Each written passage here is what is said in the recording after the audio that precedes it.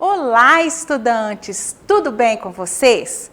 Eu sou Andresa Morim, professora de português para o 3º ano.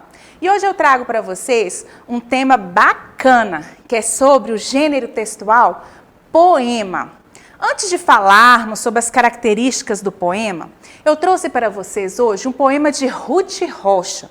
E eu quero convidar vocês a ler juntamente comigo esse poema e observar as características diferentes que tem neste poema e comparar com os outros textos que nós já lemos aqui na nossa aula. Então vamos lá? O título do nosso texto, do nosso poema hoje é O Macaco, Ruth Rocha. Vamos ler comigo? Leia em voz alta. Um macaco tão maluco mete medo no matuto. Um macaco tão matreiro mete medo no mineiro. Um macaco tão manhoso mete medo no medroso. Que legal esse poema, não é mesmo? E eu pergunto para vocês, vocês identificaram alguma diferença deste texto para os outros que nós já lemos aqui nas nossas aulas de português? Eu creio que sim, né? Pois as características do poema nós vamos estudar agora, para a gente aprender a identificar as diferenças de um poema para um texto normal. Vamos lá? O poema é um texto composto por versos e estrofes, e ele pode conter ou não as rimas. Nossa, professora, mas apareceu duas palavrinhas novas aí compondo um texto, que são os versos e as estrofes. A rima nós já falamos superficialmente em outro assunto, mas nós vamos recordar hoje aqui também. Para a gente entender melhor o que são versos e estrofes, nós vamos tirar um pedacinho do texto do poema de Ruth Rocha. Preste atenção. Observe o exemplo no poema de Ruth Rocha. Um macaco tão matreiro mete medo no mineiro. Este é um pedacinho do poema. Agora nós vamos aprender a identificar neste pedacinho do poema o que são versos e o que são estrofes. Preste atenção. Eu acho que você já percebeu. O verso são cada linha que compõe o poema. Então, cada linha eu tenho um verso. E a estrofe? Eu já entendi também. Preste atenção. O conjunto de alguns versos vai formar a estrofe. E você vê que a dinâmica de leitura também é bem bacana devido à rima. Professora, vamos relembrar o que é rima? Vamos lá. A rima é a combinação dos sons finais das palavras. Então eu identifico a rima pelo som. Mas aí vem uma pergunta. Como os surdos, então, podem perceber essa rima? E eu vou pedir que vocês prestem bastante atenção lá no pedacinho do poema, porque os surdos, apesar de não conseguir identificar o som, eles podem identificar a rima pelo final das palavras, que podem ser iguais ou parecidos. Preste atenção, a palavra matreiro, você pode perceber que as 4 últimas letras são E, I, R, O. Tem uma outra palavra no poema que também termina igual. Você conseguiu identificar? Muito bem, é a palavra mineiro. Então, se você perceber, a rima, além do som que vai soar parecido, também tem a escrita que das duas palavras vai identificar que elas são pronunciadas da mesma forma. Elas têm o mesmo final na escrita. E assim os surdos podem perceber a rima dessa forma. Agora nós vamos fazer algumas atividades para entender melhor do que esse poema de Ruth Rocha fala. Vamos lá? Atividade número 1. Responda as questões abaixo. Eu coloquei o poema pequenininho aqui do lado para ficar fácil da gente responder essas perguntas. Vamos lá? A primeira pergunta é a letra A e ela vem perguntando qual o título do poema. O título, nós já falamos aqui várias vezes, é o mesmo dos outros textos. Ele vem centralizado e destacado lá em cima. E onde ele está? Repara aí. Ele está aqui, ó. Então, o título do nosso poema é O Macaco. E agora eu já falei o nome da autora várias vezes aqui. Mas vocês lembram quem é a autora deste poema? Muito bem, é Ruth Rocha. Agora, eu gostaria que vocês prestassem atenção, porque tem duas perguntas na mesma questão aqui, ó. Esse poema, ele é composto por quantos versos? Vamos contar junto comigo? Lembrando que os versos são cada linha do poema. Então, vamos contar? 1, 2, 3, 4, 5, 6, 7, 8, 9, 10, 11, 12. Então, o nosso poema O Macaco, ele possui 12 versos. E as estrofes? Quantas estrofes tem este poema? Vamos contar? Esse conjunto é uma estrofe. Você pode perceber também que entre uma estrofe e outra existe um espaço.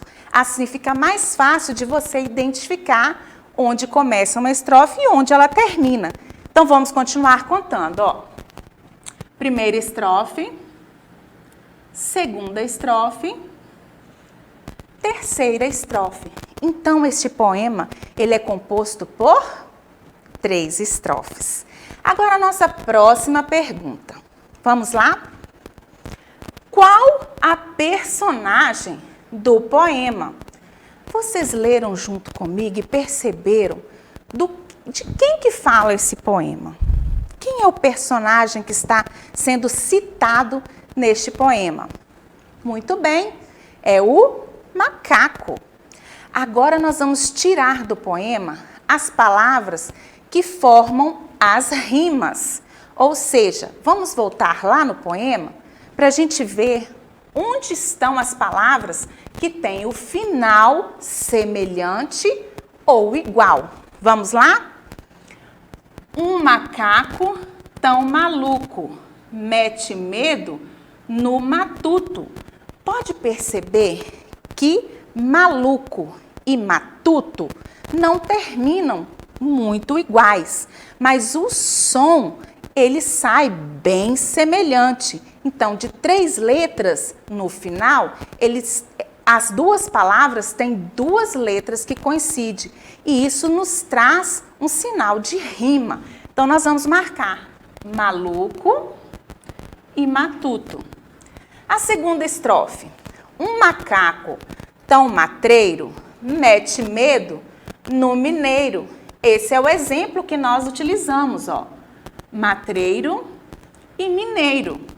E a terceira estrofe, um macaco tão manhoso mete medo no medroso. Ó, manhoso, medroso, terminam com oso. Então, são as 2 palavras que também rimam. Então, vamos escrevê-las? Maluco, matuto.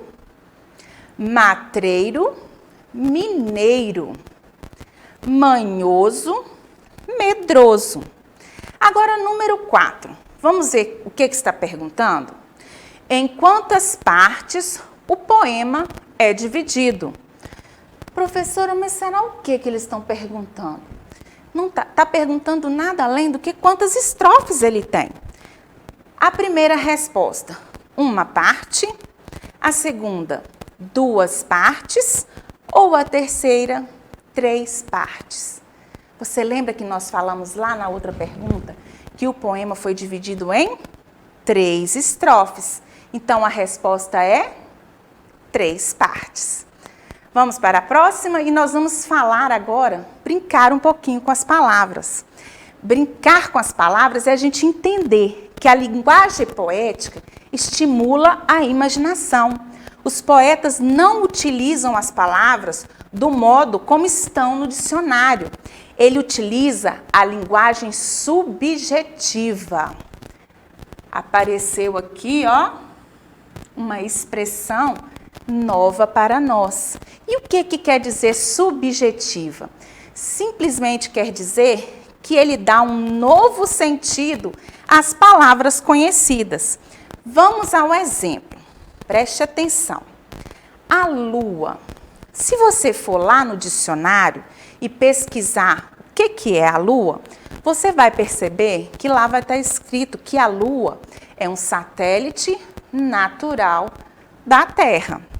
Só que para um poeta, que ele usa a sua imaginação e faz as comparações de acordo com aquilo que ele está sentindo no momento, a lua pode ser simplesmente um pedaço de queijo ou até mesmo um queijo inteiro. A linguagem poeta, ela é profunda em sentimentos, traz mensagens que tocam o coração das pessoas.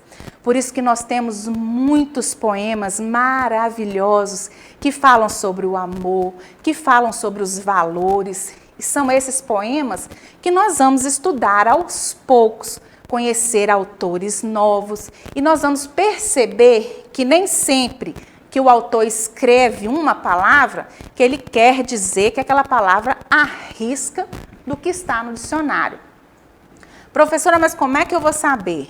É quando a gente fala assim, ó, você tem que entender aquilo que o autor quer te transmitir de acordo com o contexto geral, tudo aquilo que ele quer te passar. Então, nem sempre aquilo que está escrito nós podemos entender de forma como está no dicionário. Às vezes ele quer te fazer uma comparação para te transmitir alguma mensagem.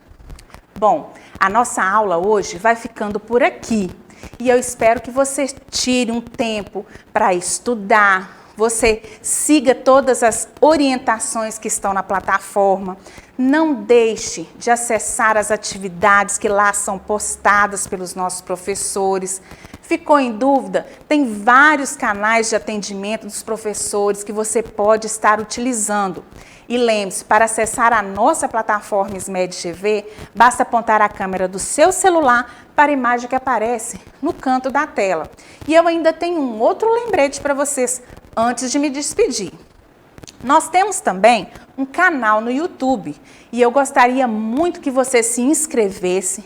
Tem um sininho lá que chama sino de notificação, que você vai clicar ali e o YouTube vai entender que você quer receber uma mensagem toda vez que uma aula nossa é postada lá no canal. Bom, eu vou me despedir agora. Deixo um beijinho no coração, fiquem com Deus e eu espero vocês para a próxima aula. Tchau!